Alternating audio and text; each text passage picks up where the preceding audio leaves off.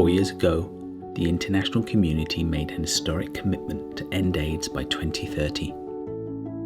They pledged the money needed to defeat a virus 75 million people have contracted, resulting in 33 million deaths. They also acknowledged that the most effective way to do this was to invest in the communities most at risk. So it may come as a surprise to learn that in 2018, only 2% of funding in low and middle income countries reached those communities. That's despite them at the time accounting for 54% of new infections and rising. That doesn't add up.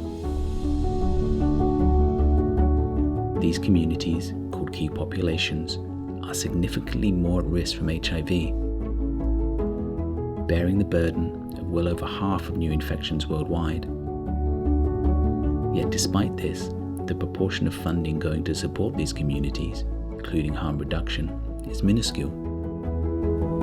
In 2016, UNAIDS estimated $6.8 billion needed to be invested in key population programs over the next 2 years, yet only $1.3 billion was delivered.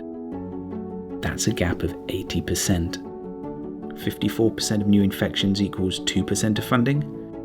You do the math. This gap is reflected by the world's two largest funders.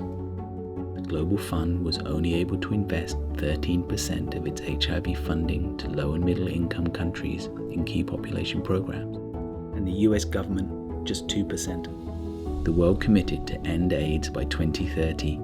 This is still possible, but only if the figures add up.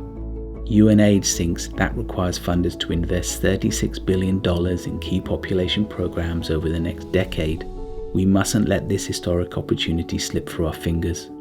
It's time to end AIDS. It's time to invest in key populations. It's time to do the math.